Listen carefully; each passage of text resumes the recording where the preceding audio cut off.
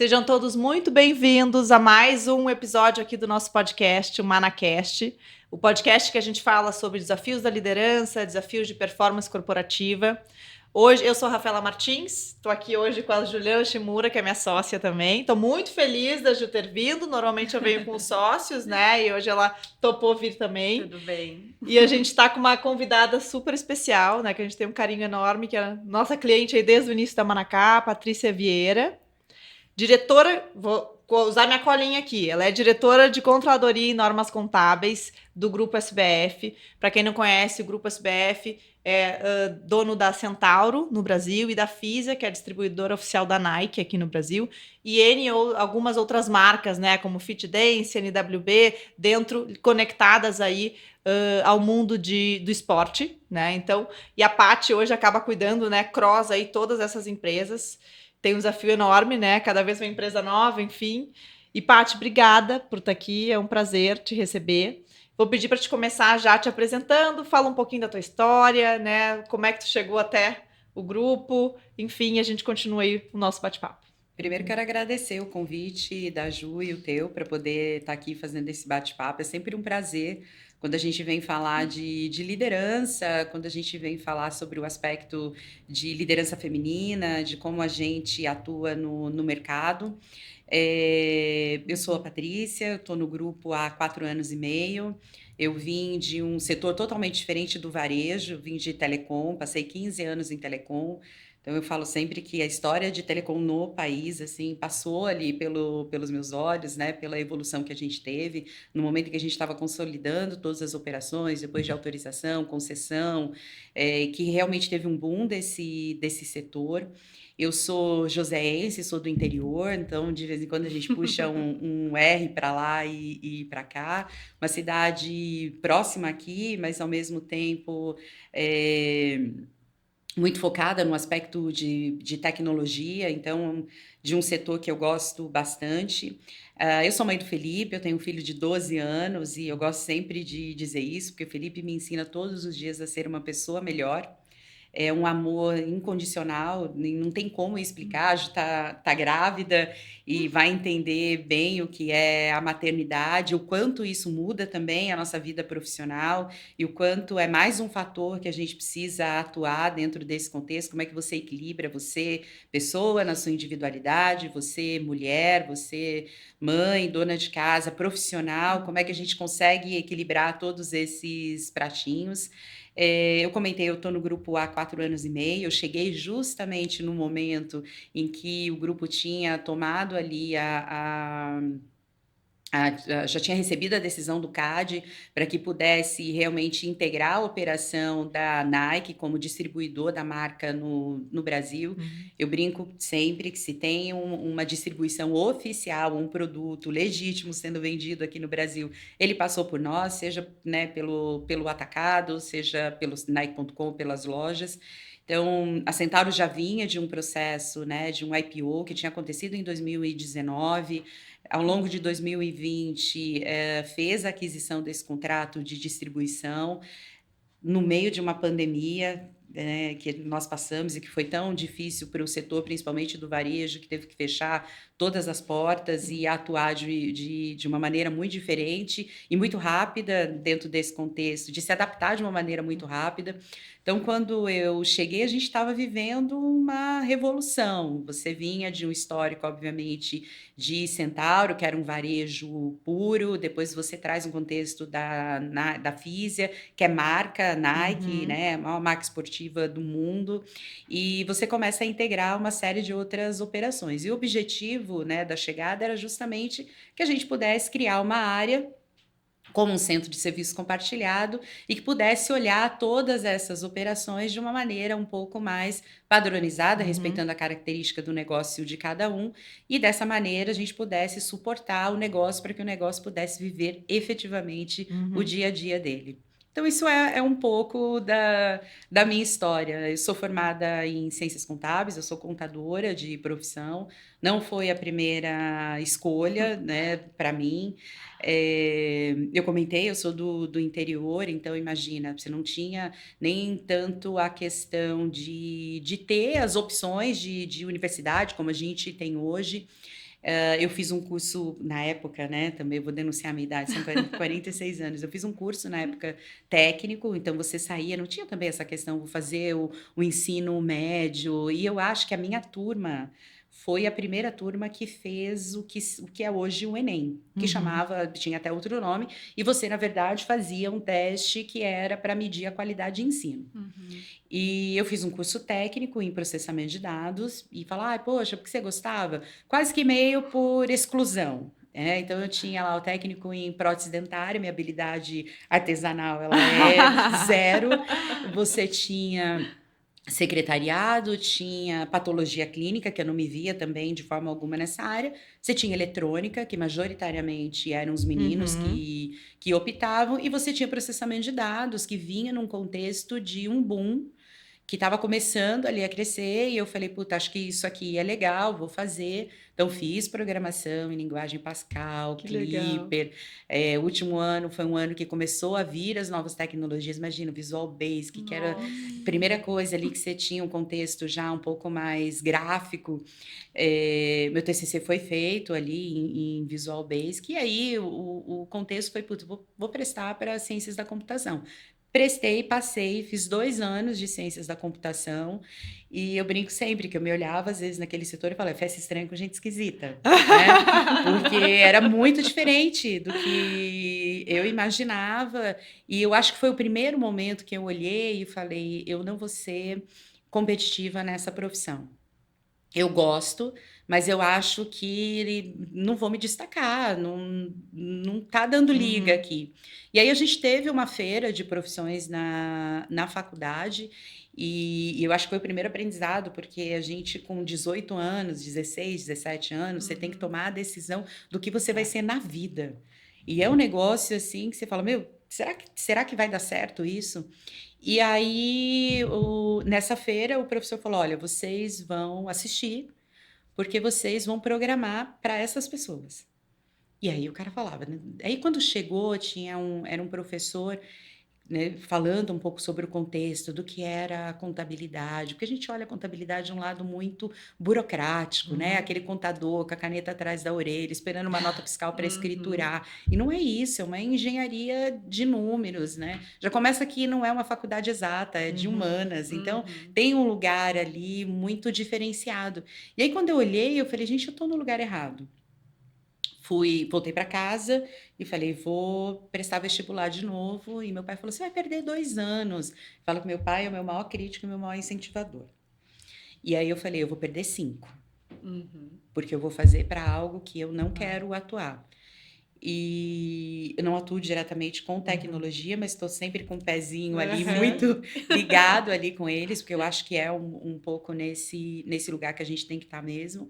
E aí eu fui, fiz, né, prestei vestibular de novo, fui fazer ciências contábeis, e eu acho que foi, talvez, das decisões que eu pude tomar profissionais, uma das melhores decisões da minha vida. Sou muito feliz na minha profissão, sou muito realizada, e eu acho que não é uma profissão fácil, é uma profissão dura, num ambiente muitas vezes duro, num contexto que você trabalha o tempo todo com prazo na tua, né, na tua garganta, você está o tempo todo correndo, principalmente se você trabalha numa empresa de capital aberto, pelas questões, né, de regulação. Mas eu acho que quando você faz com amor e você gosta daquilo que você faz, e principalmente quando você está num lugar que eu falo sempre, eu sempre quis uma carreira, eu não quis um emprego, porque é diferente. Você consegue entender que tem momentos que são mais difíceis, que tem momentos que são né, de adversidades, mas você está realizado com aquilo que você está fazendo e você sabe que aquilo vai passar, porque você tem um objetivo muito maior. Então, essa é um pouquinho a minha história. Que legal, bacana. Muito bom. Prazer te receber, Paty. Prazer é meu. Prazer também conhecer mais, né, da sua história. Vamos começar, então. Tá bom. Bom, aqui na Manacá a gente acredita muito, né, em ajudar os nossos clientes a alcançar essa performance corporativa. E como bons consultores, gostamos de conceito, gostamos, né, de alinhar todos esses entendimentos. Então, eu queria ouvir de você, o que você entende, né, como performance corporativa? Eu acho que a gente tem um lugar, muitas vezes, de pensamento de performance, muito de entrega. De entrega com sucesso, de entrega com excelência. E eu olho para a questão da performance como um lugar de muita consistência, né? Então, se a gente pensa, a gente é uma empresa de esportes, né? E o tempo todo a gente vai fazer um pouco aqui essa analogia, né? Não existe um atleta de alta performance que não tenha disciplina, que não tenha treino e que não supere as dificuldades e que muitas vezes não olhe para superar a si próprio. Então, e como brasileiros, a gente entende que o cara só é de alta performance quando ele ganha uma medalha, quando ele ganha uma competição, é uma coisa assim impressionante. A gente pega uma Olimpíadas, por exemplo, e de esportes de menor, entendo, menor relevância, não no contexto de relevância pura, mas assim, que sejam menos popular aqui e que arco e flecha, né? Puta, o cara vai lá, o cara treinou, o cara teve disciplina, ele abdicou de uma série de coisas, ele fez escolhas, porque ter né, esse lugar de performance é você saber quais são as escolhas que você precisa fazer e escolher de maneira correta. E de repente ele participou. Primeira Olimpíadas, puta, ele ficou em 10º lugar. Talvez para ele o sabor desse 10º lugar seja muito diferente para a gente que está olhando de fora. Porque a gente não sabe qual foi as escolhas que ele teve que fazer. E aí continuou no treino, na disciplina, na superação, na consistência, porque ele não está olhando aquele momento de forma isolada, né? É uma soma de todas as entregas. E às vezes a gente olha para um contexto de esportes que o cara não tem o apoio financeiro, que não tem uma série de coisas, mas ele está lá. E aí ele vai para uma segunda Olimpíadas. Quando ele chega naquela segunda Olimpíadas, ele fica numa posição, sei lá, 7º, 6º. E a gente também, para quem está olhando de fora, fala, mas ele foi só o 6º. Para ele não, porque a disputa é com ele mesmo, né? Então, ele vai olhar que puta, né, tudo aquilo do qual as escolhas que ele teve que fazer valeram a pena, que ele saiu da 10ª posição e ele foi para a 6ª, e que muito mais do que a disputa, ao redor a disputa muitas vezes é com ele mesmo. É com ele que ele está travando, né? E é para ele que ele precisa olhar e falar, aqui eu vou ser melhor. Então, acho que quando a gente olha para um contexto de performance corporativa, não tem milagre, né? Natureza não dá salto. Você não acorda de manhã, planta lá o seu feijãozinho no algodão e no outro dia ele já virou um pé de feijão. Isso não acontece. Então, é sobre o aspecto de como você está plantando, de forma consistente, de forma segura. Quando você trabalha o aspecto da sua credibilidade, você não tem a obrigação de saber tudo. Eu falo muito isso para o meu time. A gente não tem que ter ansiedade, muitas vezes, de dar a resposta de bate-pronto, porque você não vai ser considerada uma profissional de alta performance se você não souber tudo naquele momento. Às vezes a gente não sabe mesmo. E essa é a beleza do negócio, né? Então, poxa, eu não sei, eu vou verificar, mas eu vou voltar, mas volte. Porque tem esse lugar, né, de dar credibilidade, volte e dê o retorno, ainda que você tenha algum tipo de dificuldade, ainda que você tenha algum tipo de dúvida, converse, discuta, abra uma escuta. Então, a gente, para futebol, eu adoro futebol, esqueci de dizer, eu sou corintiana, poxa, Aparece nas sabe? reuniões com a camiseta. Com a camisa do Corinthians, ganhando ou perdendo, também. O final de semana foi um final de semana horroroso, mas a gente tá lá. E aí, quando a gente olha, né, que a gente gosta de ir para um jogo de futebol e ter gol, né? E é o que a torcida gosta, e é o que ela comemora, e é o final da história. Mas para chegar nesse lugar do gol, tem muita preparação. Você tem muito treino técnico, você tem muito treino físico, você tem muito estudo de tática, do adversário. Você tem uma série de coisas que você precisa fazer para que você chegue naquele momento que é o ápice. Então, às vezes a gente está muito focado só nesse ápice da entrega e da performance. E quando eu olho para a área para que eu atuo, né, o Centro de Serviços Compartilhados, eu olho muito ele dando esse aspecto de cadência, de ritmo, né, para uma série de coisas. Às vezes tem coisa que vem e chega super atropelada e você precisa ter o lugar de sentar e falar, espera um pouquinho, vamos entender, né? Vamos olhar qual é o contexto, quais são os impactos que a gente tem em todas as operações, será que dessa maneira é a melhor maneira que a gente tem para fazer? Será que a gente não tem uma outra solução? E E você precisa gastar um pouco de tempo olhando cenário 1, cenário 2, cenário 3. Esse vai ter o impacto X, esse vai ter o impacto Y. Segurar um pouco essa ansiedade. Então, ainda fazendo uma analogia sobre jogo de futebol, eu olho a minha área muito como se fosse ali a zaga. Mas é uma zaga, assim, que, puta, o tempo todo tá na retranca. Não, em determinados momentos, hoje a gente vê, né, na estrutura de um futebol moderno, que a zaga também, em determinados momentos, ela vai para o ataque, ela dá essa cadência, ela dá esse ritmo. A gente precisa segurar o jogo, ela vai retrair, a gente precisa, né, ir marcar um gol, ela vai conseguir levar o time, ela vai avançar. E muito mais do que isso, que eu acho que é o ponto primordial, é a visão que ele tem do negócio. Ele está lá atrás olhando tudo, né, olhando toda a visão ali para esse negócio. Então, eu acho que a gente precisa primeiro mudar um pouco o viés de como a gente olha a questão da alta performance. E depois a gente vai para um contexto de que, tá bom, a gente falou muito do contexto de disciplina. Então, que tipo de disciplina dentro de uma área do CSC eu deveria ter, né? Primeiro, o olhar que a gente não pode perder de melhoria contínua. Então, hoje eu estou fazendo uma planilha de Excel, que seja.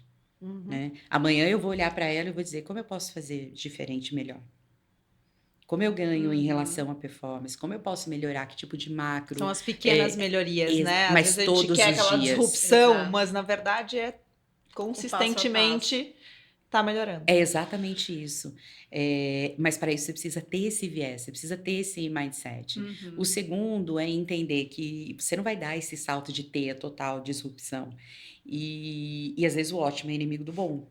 Porque às vezes eu tô preocupada em ter... Sempre. né? Eu tô assim, muito preocupada em entregar a excelência, entregar o ótimo, e o time tá passando, sabe? Então, o que é melhor? Uma informação maravilhosa, 100% elaborada, fora do time, e que te impediu de tomar uma decisão, ou você ter consistência, o arroz com feijão bem feito, mas que te dê no momento em que você precisa para aquela tomada de decisão. Fazer um arroz com feijão, fazer o básico é difícil.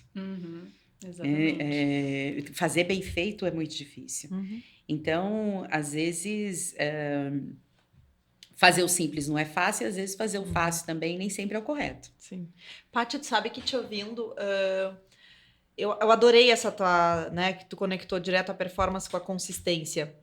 Tu acha que os líderes, os executivos, eles têm esta visão de que tem coisas que a gente precisa de tempo consistente? Porque assim, eu acho que na prática, a gente que tá, né, no mundo da consultoria, a necessidade é sempre, eu preciso para ontem, né? Não, eu vou implantar aqui o meu RP, eu preciso que ele seja feito em 4 meses. E a gente, né? Vamos trazer verdades aqui, o que é possível ou não. E a gente, inclusive, já perdeu concorrência por não conseguir dizer que a gente ia fazer naquele prazo, porque a gente sabe que era uma ilusão, né?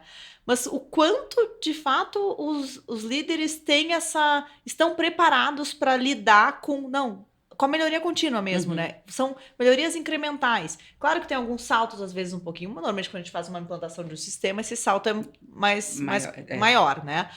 Mas a gente vê ainda muito, eu acho que as pessoas ainda reativas a isso, né? Não, eu preciso dessa mudança rápido. Como é que tu vê isso? E dentro de uma grande corporação, né? Como é que tá? A gente vive o varejo.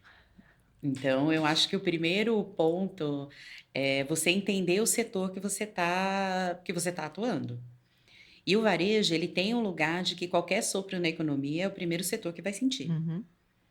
Então, a gente sabe que quando a economia está um pouco mais retraída, você vai para dentro de um shopping, o shopping está lotado, abarrotado, as pessoas estão andando porque entenderam que o shopping é um lugar de lazer e naquele momento ele não é um lugar de compra. Está bastante quente, é porque tem ar-condicionado.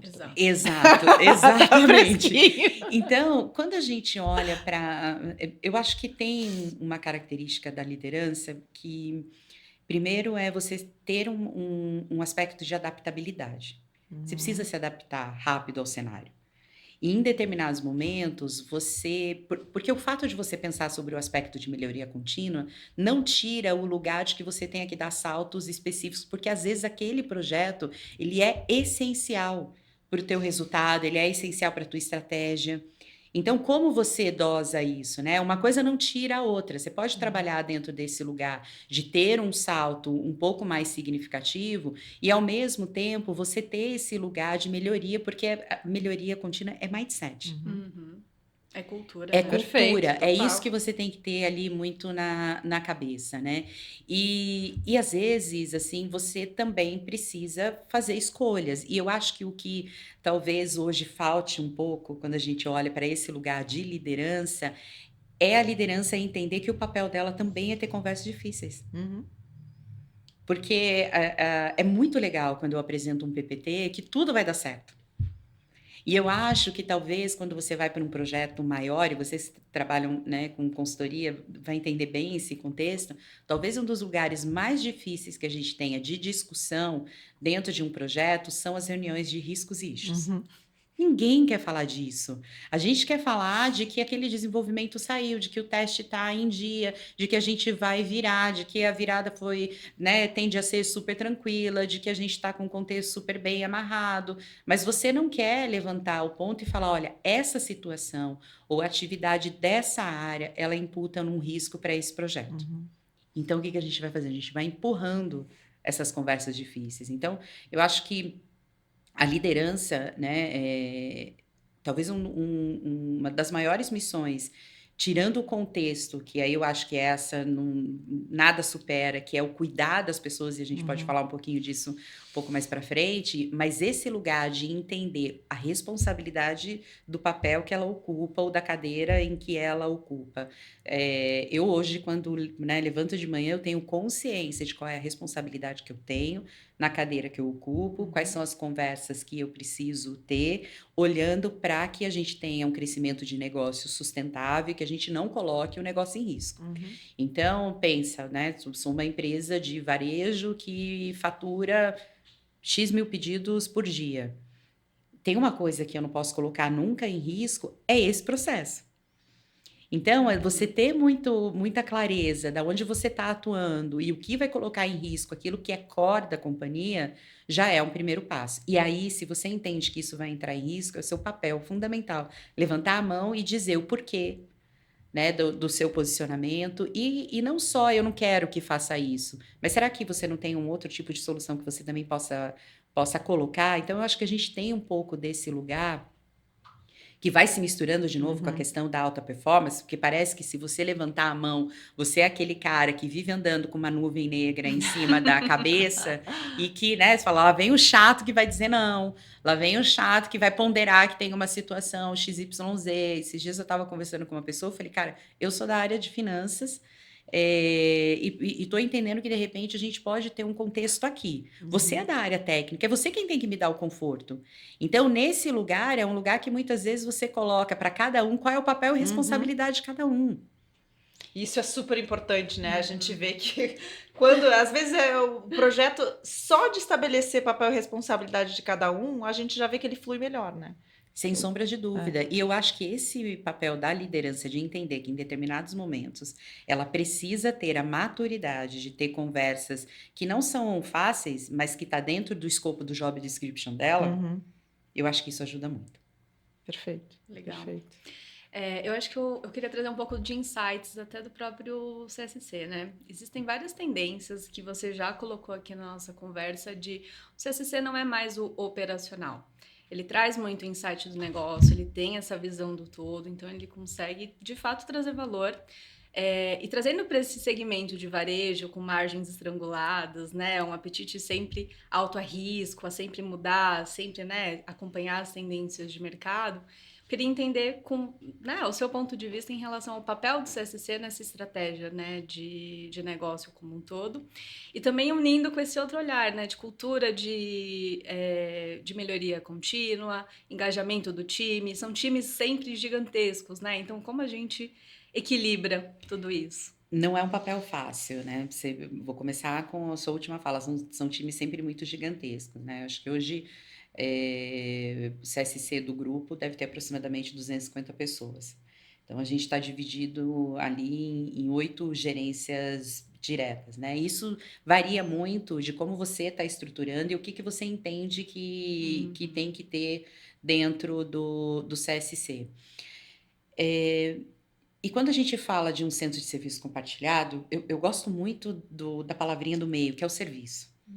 né? Como você presta o serviço para a companhia e como você entende que você está prestando esse serviço para a companhia e não de uma forma desassociada e não num lugar só no aspecto operacional e de que você é o back-office, que você ajuda a companhia dentro de um lugar. Não, você também precisa se posicionar e se colocar sobre o aspecto do que você está fazendo. Então, eu presto serviço para a companhia. Uma vez que eu tenho essa clareza, eu preciso conhecer quem é o meu cliente, eu preciso estar na operação, eu preciso estar em loja, eu preciso estar no CD, eu preciso estar no corporativo, porque senão, como é que eu vou conseguir prestar um serviço se eu não conheço o negócio para o qual eu estou prestando esse serviço? E aí, se você não conhece, você está no lugar lá do contador, com a caneta atrás da orelha, esperando chegar uma nota para você escriturar, você nunca vai estar num papel onde você efetivamente possa agregar para o negócio. E é onde você olha e fala assim, peraí, né? Se eu olho para dentro de casa hoje, falo, peraí, a contabilidade está aqui dentro, né? Eu preciso ter um número acurado, porque se eu não tiver um número acurado, como é que o RI vai com o release para o mercado? Como é que a FP&A vai fazer todas as análises que a gente precisa fazer para uma tomada de decisão? Como é que dentro de um contexto, né, a gente tem operações de RH, primeiro, se eu não pago corretamente o meu maior ativo, que são os meus atletas, e que eu não consiga ter minimamente ali os dados que a gente precisa ter, dali sai a apuração do meu turnover, dali sai a apuração das admissões que eu estou fazendo, das decisões, das questões relacionadas às férias, a benefícios, a uma série de fatores. Tem um lugar aqui que a gente tem sobre o aspecto de operação fiscal. Ninguém tem uma malha tributária como o Brasil tem. E a gente achou que fosse melhorar, né, gente? Mas Exato, mas aí você vai sofrer 10 anos, né? Até ou 7 anos olhando para essa questão. Mas se eu não tiver um lugar de ter uma apuração da forma como nós pagamos tributo, olhando para todas as obrigações acessórias, pelos prazos que a gente tem, para as implicações que a gente tem, se eu não olhar isso com muita clareza e com muita disciplina, eu posso trazer um risco para a companhia gigantesco. Se eu estiver olhando sobre o aspecto que a gente tem também, que está lá dentro, operações financeiras, como é que eu concilio, né? O contas a receber hoje é um dos maiores ativos que a gente tem no balanço. Como eu concilio esse contas a receber? Como eu dou segurança de que eu tenho uma posição que está efetivamente conciliada? Como é que eu lido com o meu cliente de wholesale, que é tão importante para mim, sobre o aspecto de crédito? Como é que eu lido com os meus fornecedores? Não posso atrasar o pagamento do cara, o cara é meu parceiro. Né? E aí a gente vai para outras áreas, né? Políticas contábeis, a relação que a gente tem reporte. Eu preciso ter uma DF que seja acurada e que tenha qualidade. Né? E entender que a venda do tênis que o cara fez na loja vai refletir naquele balanço. E que ela é minha porta de entrada para que o mercado, para que os investidores e para que a própria companhia entenda como está a saúde financeira. Essa demonstração ela tem que sair ali impecável. Então, você vai para sempre um lugar, né, de olhar e você precisa ressignificar, eu vou até usar essa palavra, de qual é o teu papel, de que você não tem um papel exclusivamente operacional. A gente tem um outro fator ali, que é a prevenção em perdas, que está dentro também do CSC, que se você faz, é quase que você enxugar gelo, mas você tem um lugar de inteligência dentro da prevenção, que é tentar buscar estar sempre a um passo à frente. Né? Se a gente pegar hoje pela ABRAP, que é a Associação Brasileira de Prevenção e Perdas, a gente tem perdas hoje relacionadas no varejo que são significativas.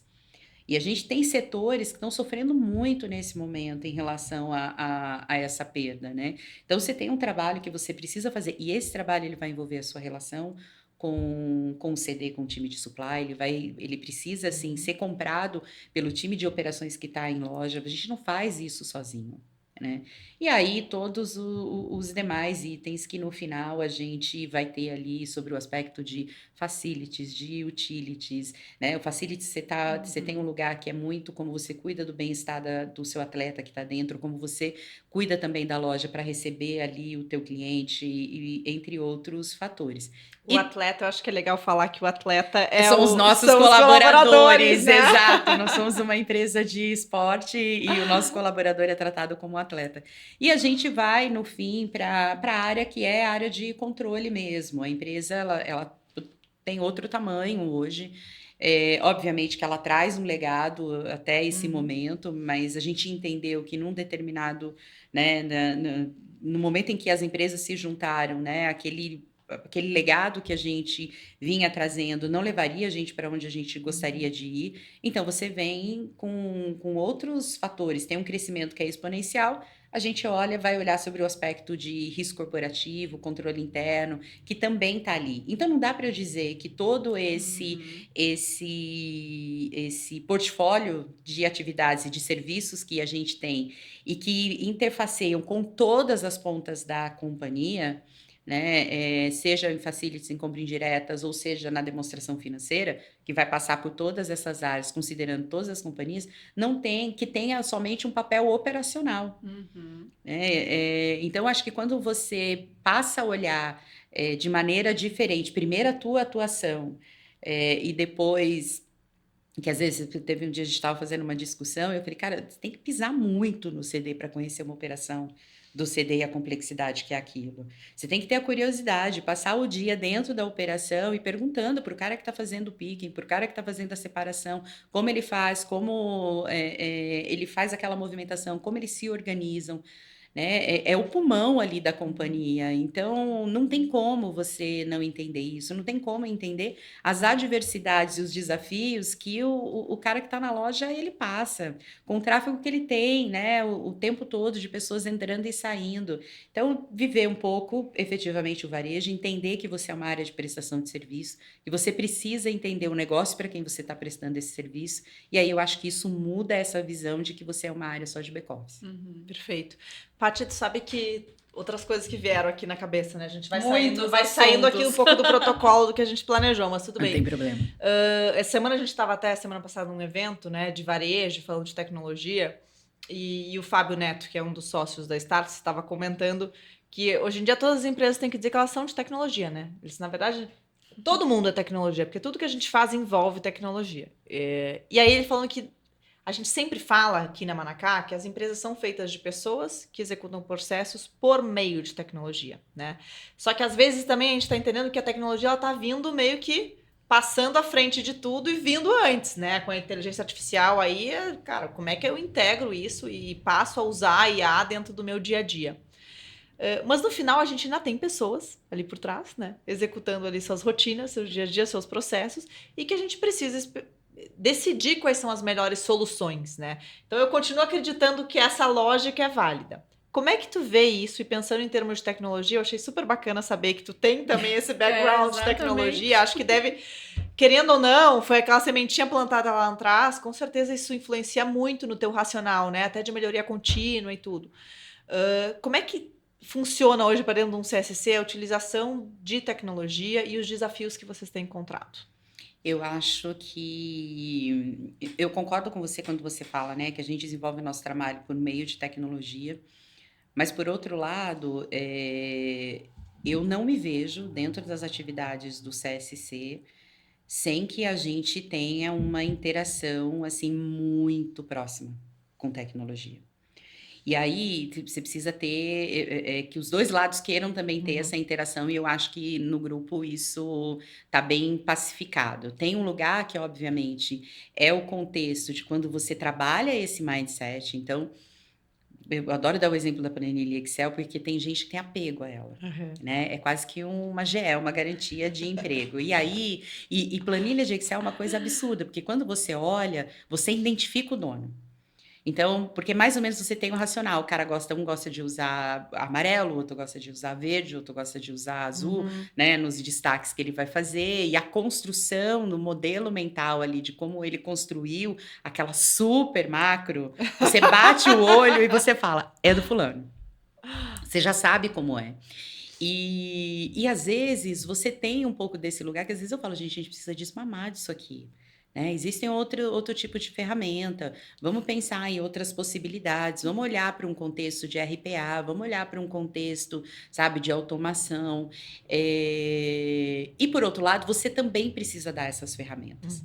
Então, ano passado, a gente fez uma turma de Python.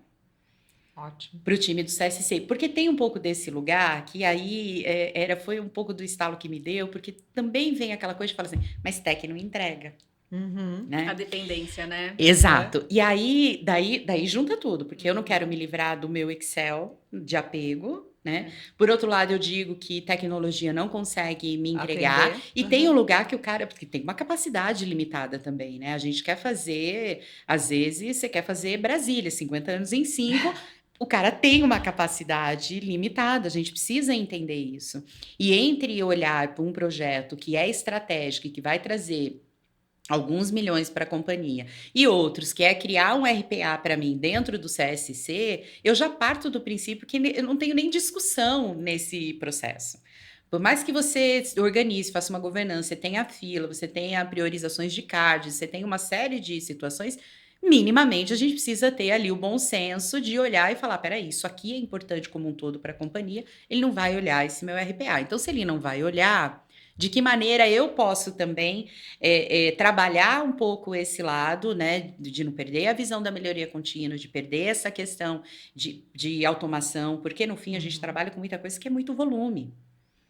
E que o volume, né, ainda bem, só vai crescendo. Então, que bom que está crescendo o meu volume de transação no conta receber. Né? Isso significa que todo o trabalho que a gente está fazendo está surtindo efeito na companhia, mas que, por outro lado, eu ali, como área de suporte, também preciso olhar para isso. Então, a gente foi fazer essa turma de Python. E a gente fez uma discussão, inclusive com tecnologia, porque eu também tinha um receio de falar o que eu estou desenvolvendo aqui dentro sobre o aspecto de segurança de informação. Então, você trabalha um lugar que é uma trilha super importante. Isso dentro do CSC me ajuda a continuar fomentando essa questão de melhoria, a tirar a pessoa, a desafiar a pessoa do status quo, a tirar ela daquele lugar de acomodação, porque a gente fala que não gosta de rotina, é mentira. A gente adora uma rotina, a gente às vezes não quer realmente, inclusive, que ninguém venha cutucar a gente daquele lugar que já está pacificado, já domino, de trás para frente, de frente para trás. Para que vir alguma coisa nova? Que eu vou ter que aprender e eu vou ter que fazer de novo. Então, ele tinha um pouco desse lugar e ele tinha também esse lugar de olhar e falar assim, tá bom. Tecnologia não consegue te dar, eu estou te dando ferramenta para que você possa fazer. E a gente fez esse debate até com o Tech, né? Até para eu poder explicar que eu não estava trazendo ali desenvolvedores. Sim. Eu tinha financeiros e que a gente precisa, como financeiros, atuar de uma maneira diferente, porque hoje o mercado pede um profissional diferente. Às vezes você olha uma vaga em aberto e teve uma vez que me chamou a atenção porque o cara queria uma pessoa que tivesse o skill em SQL, Python, não sei o que, e que conhecimentos numa determinada área financeira eram desejáveis. E era para uma área de finanças. Então, você pensa. E eu acho que foi muito legal, porque aí a gente fez uma trilha, ao final dessa trilha, para não ficar um negócio perdido, a gente falou, poxa, cada um dentro do seu processo deveria apresentar o projeto que ele construiu. Que legal. E eu não imaginava um projeto, super... Mas eu me surpreendi demais no dia da formação, a gente fez um momento de celebração e de formação, deles colocarem e falarem, olha, a gente desenvolveu isso daqui vai fazer... E eu falava, caraca, gente, que coisa maravilhosa. E a gente vai agora, a gente está começando a segunda turma. Muito bom. Né, num ciclo que é uma formação de 6 meses, né, onde ele vai ter ali as aulas, onde ele vai ter todo o contexto, o contexto teórico, e que ao final ele também vai entregar para a gente um projeto. E tudo isso, no fim, é um ganho para a pessoa sobre o aspecto de desenvolvimento profissional dela e para a companhia. Então, eu não vejo uma forma da gente trabalhar desassociado ao aspecto ali de tecnologia, jamais. E eu acho que ter passado um pouco me ajuda, óbvio, era uma outra situação, né? Assim, se eu for pensar bem, Visual Basic, nem sei se usa mais, num contexto... Mas o racional, querendo ou não, né? É super, e quando, né, eu comentei, eu fiquei 15 anos em telecom, na diretoria de contabilidade, eu criei uma gerência que era uma gerência de projetos. Então, eram contadores atuando entre esse meio, né, que é o financeiro versus o meio que era a tecnologia. Então, o cara ia entender dentro daquele, puta, tem um serviço novo, nós vamos fazer inglês por SMS. Né? Então, que tipo de produto a gente vai lançar? É esse aqui. Então, ele olhava na contabilidade, falava assim, putz, isso daqui precisa estar registrado assim, assim, assado. E para estar registrado assim, assim, assado, eu preciso desses requisitos em tecnologia. E isso ajudou muito com que a gente tivesse um erro em fatura, um erro na escrituração, contábil e fiscal. Então, você seguir esse fluxo, eu acho que talvez, quando eu olho, porque essa área existe até hoje, mesmo depois, né, de 5 anos que eu saí, eu olho com muito orgulho para esse legado, porque é entender que não existe uma coisa desassociada com a outra. Sabe aquela coisa que você está corrida, né, ali de revezamento, que você vai passando o bastão? Né? Não adianta, assim, porque se alguém passar o bastão meio torto, o time inteiro perde. E um lugar, assim, de discussão muito grande, ainda voltado para a tecnologia, e que a gente vai sempre para um lugar que é Tech entregou errado. E É a minha mais fácil, né? E a minha discussão com eles é: você requisitou corretamente? E aí vai no todo. Quanto eu conheço, né, daquele assunto, quanto eu conheço dos impactos que aquele assunto me dá e o quanto eu sei fazer um requisito. Porque um requisito bem feito não gera retrabalho. Sim. Não, e com certeza eles terem feito, agora terem esse know-how, né? Um pezinho ali na parte de tech faz eles entenderem até como é que eles têm que requisitar depois para tecnologia, né? E querendo ou não, às vezes faz um MVP de uma coisa que, poxa, isso aqui talvez não vai adiantar tanto, né? Na hora a gente já meio que antecipa alguns problemas de tecnologia e na hora de requisitar algo para TI a gente já está com algo já meio testado, né? Evoluído, assim, né? Já vai com algo mais certeiro, com certeza. Sem dúvida. E a gente também, como líder, ter a visão de quem tem talvez um pouco mais de familiaridade sobre esse tópico. Então, com essa nova turma que a gente vai fazer de Python, a gente também está olhando uma célula ali, e assim, com os recursos internos. Às vezes a gente não tem exatamente todos os recursos que a gente precisa, então, em determinados momentos, você precisa ser criativo e você faz do limão uma limonada. Mas a gente foi identificando, né? Eu tenho o meu gerente financeiro, com todas as atividades que ele tem um cara que estuda muito inteligência artificial. E é um cara que está o tempo todo ali muito com o time de dados, né, de tecnologia, que está olhando esse aspecto de inteligência artificial e que está fazendo o desenvolvimento dos agentes dele. Então, ele vem com um contexto desenhado, ele estuda, e aí você olha e fala, peraí, tem alguém aqui que está querendo voar. E eu preciso dar essa pista para ele voar. E aí você identifica uma outra pessoa. A gente fez agora uma reorganização numa determinada coordenação que a gente tinha, porque era um cara que olhava muito esse contexto do RPA. Eu falei, eu vou juntar um com o outro, o benefício por CSC vai ser enorme. Então, você ter essa sensibilidade também de colocar a pessoa naquilo que você percebeu que é onde ela vai entregar o melhor dela. Perfeito. Não, e agora, eu tô entrando aqui, mas sua coisa me interrompe. Tocou num tema que eu acho que a gente entra na parte do desafio da liderança. Exatamente. Né? Quer falar? Não, pode puxar. Não, acho que aqui tem 2 temas, né, que eu queria falar. E imagina, tu à frente de uma estrutura ali com 250 pessoas, né? Tem um desafio enorme de liderança. Perfis bem diferentes, né? E vocês acabam tocando o CSC, o desafio que a gente, toda vez que a gente vai estruturar um CSC para algum cliente, a gente fala, o CSC ele está conectado de ponta a ponta na empresa, né? Então, tudo que acontece do core, ele está aqui acompanhando para aquilo acontecer e, de fato, né, entregar o valor, enfim, que se espera. Então, tu tem perfis diferentes. E eu queria falar em 2 temas. Um é desafio mesmo que tu vê do dia a dia de liderar e conseguir identificar, então, as melhores skills das pessoas e fazer as mudanças, né, que vai direcionar aquele grupo a desenvolver melhor as suas habilidades e tudo mais. E aí entrar também no tema do desafio de mulher na liderança, que eu acho que é um tema importante dentro de uma grande corporação, que eu queria começar a entrar aqui para a gente discutir. Antes de passar a palavra para a Paty, acho que eu vou até aproveitar esse momento que a Paty é uma executiva muito referência. Eu acho que você tem muita atenção. Você traz uma atenção plena em todas as nossas reuniões, em todos os materiais gerados, mas ao mesmo tempo você traz um pragmatismo para a discussão, que eu acho que é muito importante. A parte é sempre a pessoa ali, vamos engajar o time, vamos valorizar o time, o que eles estão trabalhando pra caramba, o que a gente pode trazer, né, como retribuição.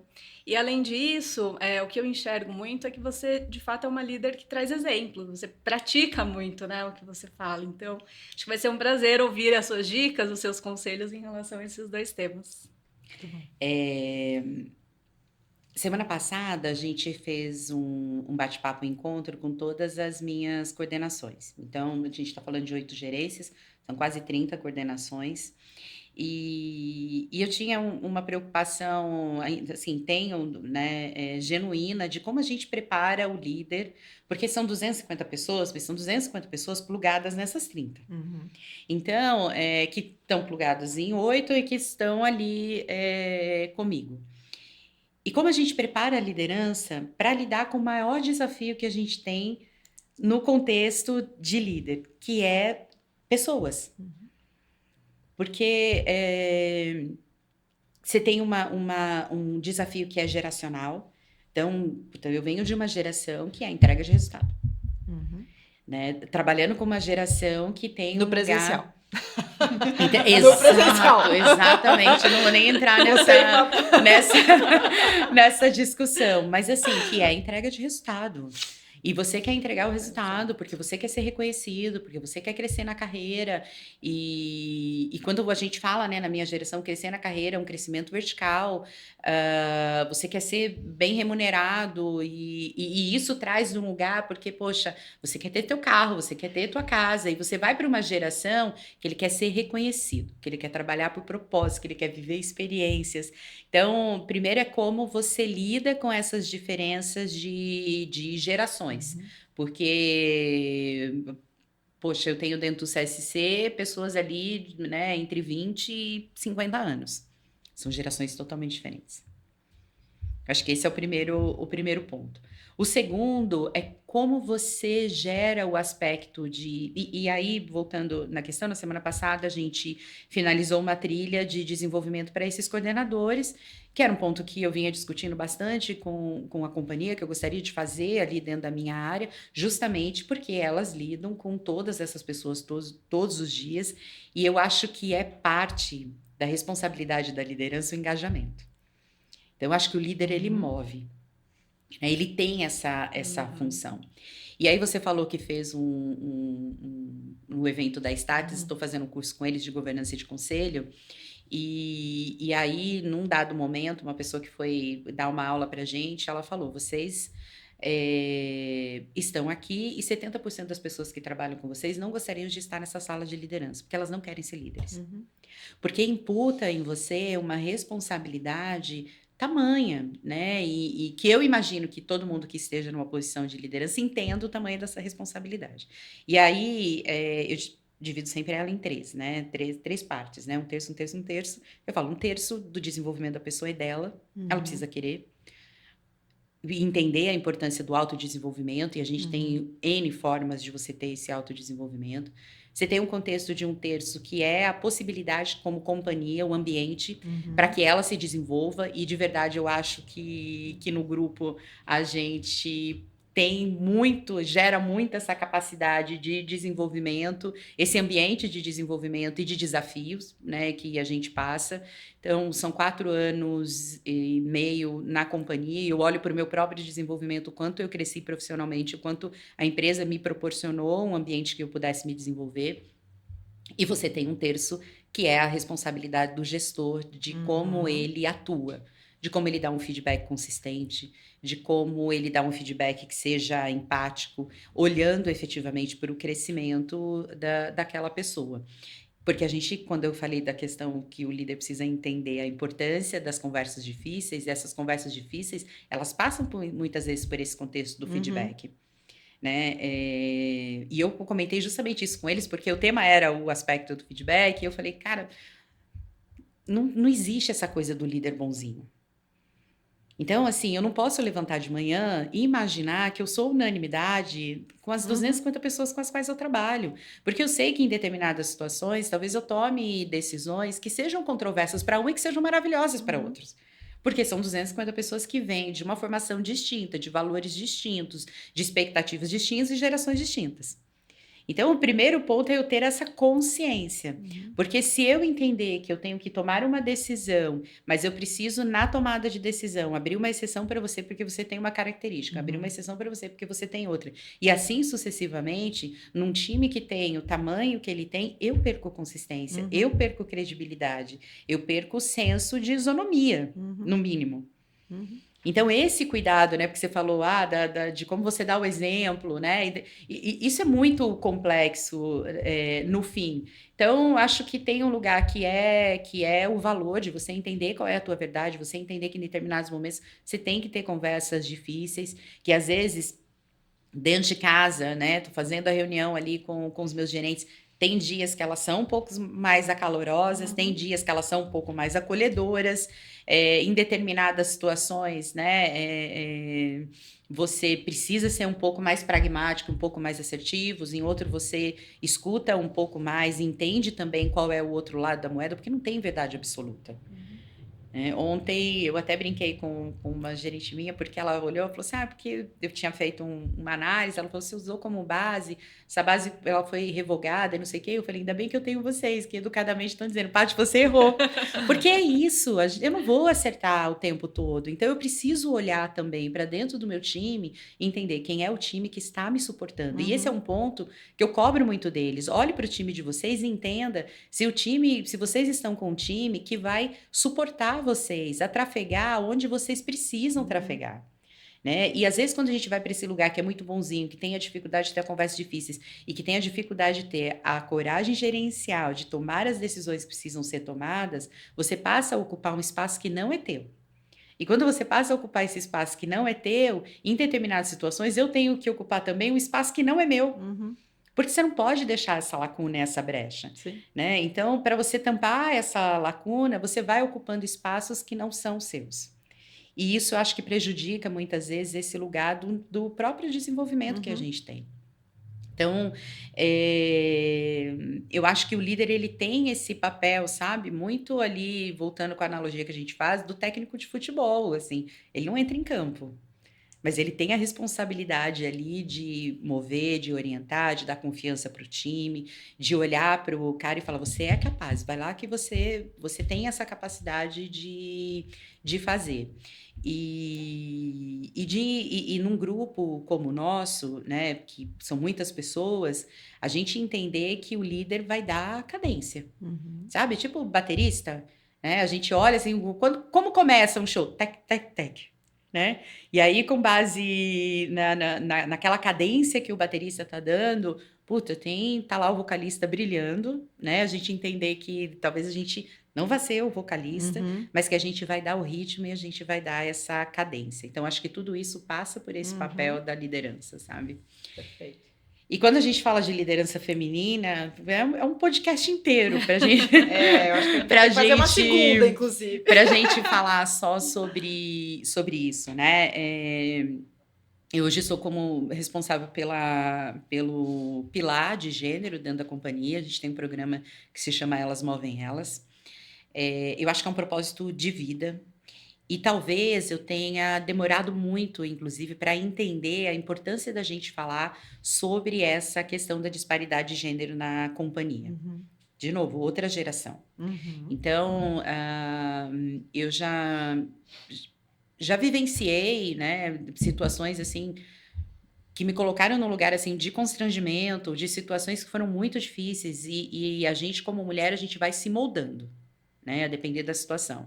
Então você vai se masculinizando, você vai falando mais alto, você vai sendo mais dura. A gente perde a essência que a gente tem da feminilidade, de olhar e falar assim, do acolhimento, da escuta, daquilo que nos torna diferente.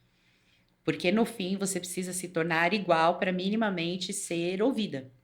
E às vezes não é. Então, eu acho que a gente, obviamente, tem sempre pontos ali a melhorar, mas talvez eu esteja hoje numa empresa que escute a minha voz. Eu acho que isso me ajuda bastante. Mas é um lugar que você precisa lembrar em vários momentos, primeiro, a importância sobre o aspecto da diversidade, seja o pilar que for. E o segundo, sobre o contexto de que eu não deveria perder a minha essência para que a gente possa realmente se posicionar e que a gente possa ser ouvido. Então, olhar para esse lugar, ele é fundamental. Então, se eu pegar, por exemplo, a área de finanças é uma área, em geral, muito masculinizada. Né? Mas quando eu pego o CSC, por exemplo, 65% das pessoas que trabalham comigo são mulheres. 50% da minha liderança hoje é mulher também.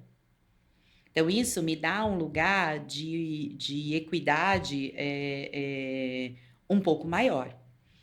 Mas a gente tem outros elementos quando a gente fala de liderança feminina, né? Tem um livro que eu gosto muito de uma amiga minha, que chama Síndrome do Degrau Quebrado.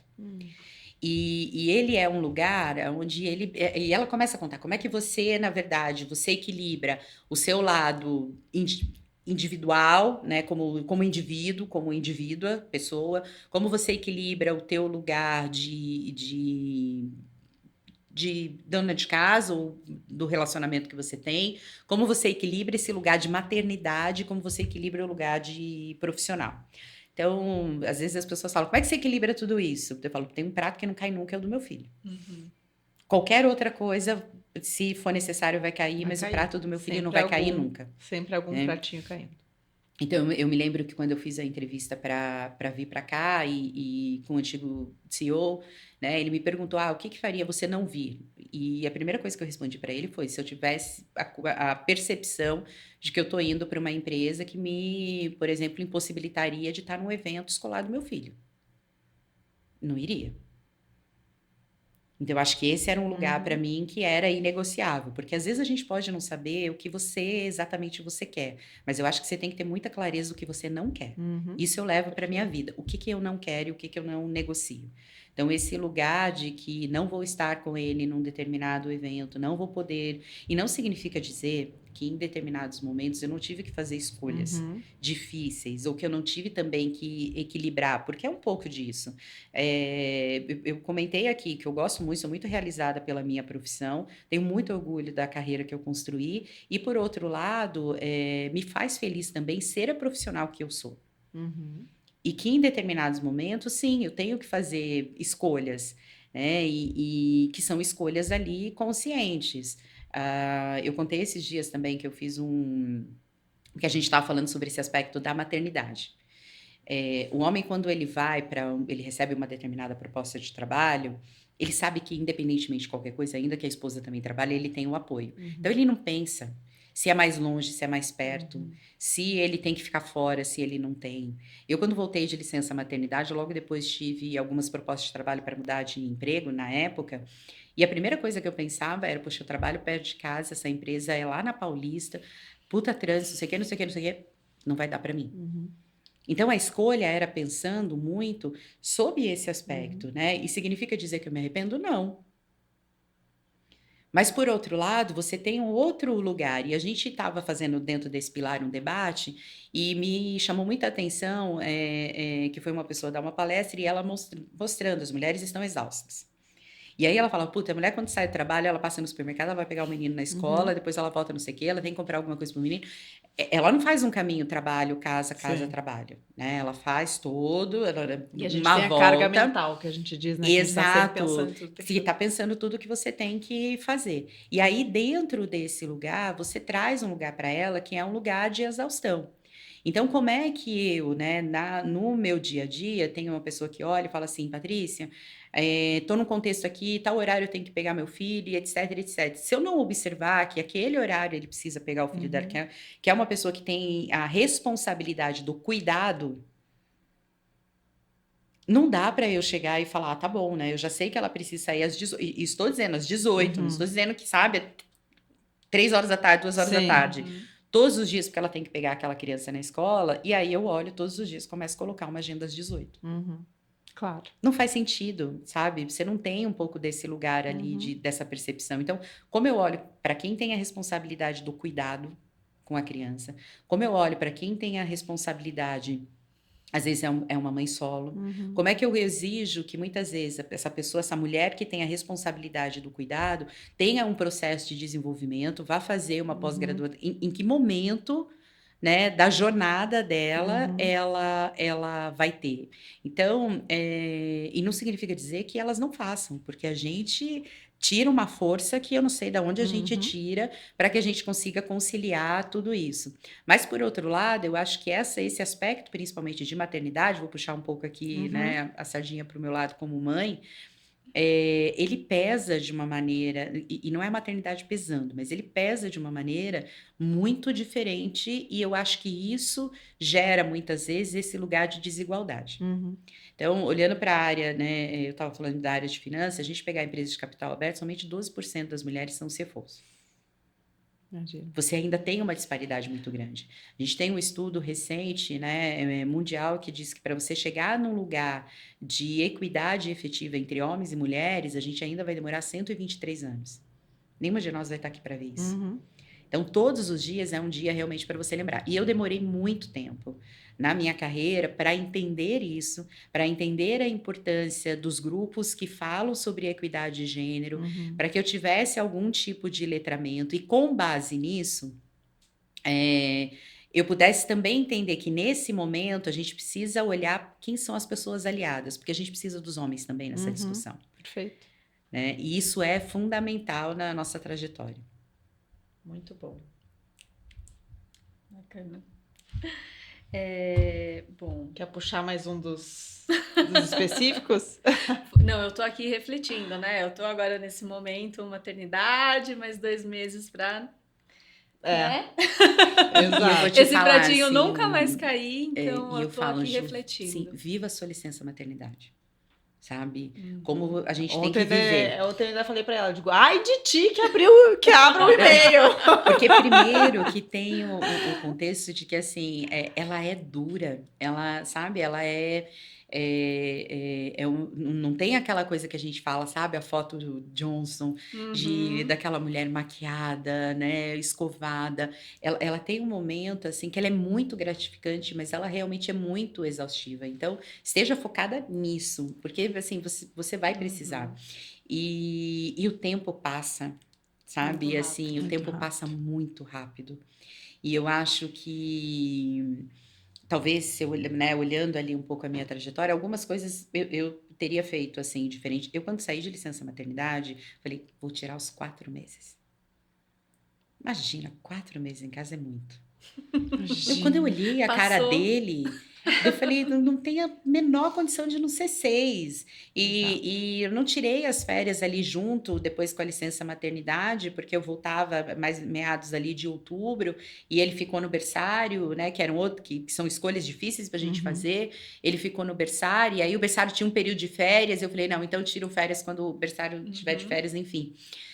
Mas não teve assim, eu não pensei 2 vezes a hora, sabe? Que eu olhei ali para a carinha dele e eu entendi o que era aquela transformação. Mas eu, assim, você vê que passa muito antes. Eu adiei muitas vezes, assim... porque a gente está fazendo um projeto de incorporação. Porque a gente está fazendo... Né? Eu falo, da minha última entrega grávida, né? Eu trabalhei até a última semana antes de ganhar neném. Fui virando um projeto de SAP. Sabe, de IRP. Então, você imagina, assim, a loucura que não foi o final daquela gravidez. Depois eu falava, gente, esse menino não dorme direito. Por que será? Exato. Então, você tem um pouco desse lugar, sabe? De que, assim, eu fui procurando e escolhendo qual era o melhor momento para que eu engravidasse, sabe? Para quando essa criança ia nascer. São coisas muito distintas. Então, não dá para a gente falar que tem uma equidade entre homem e mulher, porque você tem uma paralisação. Tem um ponto que eu falo que, ao mesmo tempo, é óbvio, eu fico muito feliz quando eu vejo, mas que me incomoda muito quando eu também vejo no LinkedIn, é um pouco daquele post, tipo, fui promovida grávida. Meu, por que a gente tem que ainda, sabe? E tem que... E no final a gente precisa falar mesmo, sabe? Bater nessa tecla. Mas, por outro lado, você fala, cara, por que eu tenho que enaltecer uma situação dessa? Por que essa situação não é uma situação natural? Ou estava de licença maternidade, recebi um mérito, ou não sei o quê. Por que ela não pode ser natural e a gente ainda precisa enaltecer esse tipo de situação? Então, aqui a gente já vê que tem uma diferença absurda. Sim. E de fato esse tema, acho que entrando agora, né, um pouco mais nesse tema, acho que não são todas as empresas que conseguem ter estrutura também para dar esse suporte, né? Quando tu tá falando de empresas pequenas, às vezes ter um profissional que sai de uma licença, a gente ainda tem os maiores casos de demissão, são às vezes quando a pessoa volta da de licença, né? Ainda tem isso. E isso ainda é comum, às vezes, porque a empresa não tem nem estrutura para poder fazer isso, né? Porque, poxa, essa pessoa eu não consigo nem botar uma outra no lugar. Então, assim, empresas, quando a gente vê empresas já maiores que conseguem dar esse suporte, e a gente vê, até eu costumo dizer que eu, quando engravidei da minha filha, eu tinha recém pedido demissão da consultoria, né? Que eu tinha de acompanhar meu marido num doutorado fora. E eu pedi demissão e engravidei. E o pessoal disse: Nossa, o que tu foi fazer, Rafaela? Como assim? E naquela época, eu disse, ainda não era. Não é moda, mas eu digo, a gente não via empresas contratando mulheres grávidas. Hoje a gente vê, mas as empresas que conseguem fazer isso são empresas maiores. Né? Uhum. Então, a maioria das mulheres que ainda empreende são mulheres que engravidaram, que estão com filhos pequenos. E eu fui empreender, eu fui fazer a minha consultoria pequena ali, petit comité, e fiquei 2 anos fazendo isso até voltar para o mercado. Né? Então, eu consegui ainda dar um pouquinho mais de atenção. E tu estava comentando, depois que nasce, né, o filho, eu já falei isso para a Ju. Eu me lembro que eu também estava, nossa, 4 meses, né? E a gente acha que vai conseguir dar conta de fazer, nossa, eu vou fazer curso online, vou fazer um monte de. Gente, não dá tempo de. Quiçá, se a gente consegue ir no banheiro, a gente está feliz. Exatamente. Né? Eu acordava de pijama quando chegava no final do dia. Eu falava, gente, Eu Eu ainda não tô consegui de tirar o pijama. pijama. É, tipo isso. Uma loucura. é uma loucura mesmo. É uma loucura. E eu me lembro justamente quando ela estava com 4 meses e eu estava com a minha empresa, né? Porque eu abriu logo depois que eu fiquei grávida. Eu olhei para ela e disse assim, gente, eu ia ter que estar voltando agora. E aí me deu aquela coisa, eu digo, que bom que eu tô aqui. E aí eu me lembro que quando deu 6 meses, eu já tava com aquela vontade de também voltar, porque eu também gosto de trabalhar. E eu disse, não, acho que 6 meses é o ideal. Então não é à toa, né? Porque daí a criança já começa a comer, também não tem tanto. Mas enfim, acho que é um desafio enorme pra gente, né, mulheres É. aqui, E tem um equilibrar. ponto que eu discuto sempre ali com os meninos, né? A gente, quando volta de licença maternidade, a gente tem zero condições emocionais de tomar qualquer decisão relacionada ao nosso profissional. Eu já tô sentindo isso gestante, Zero. imagina. Quando eu voltei, a gente tinha feito esse processo de incorporação, tinha sido no momento em que, né, duas teles tinham se juntado, e eu voltei e estava rolando um PDI.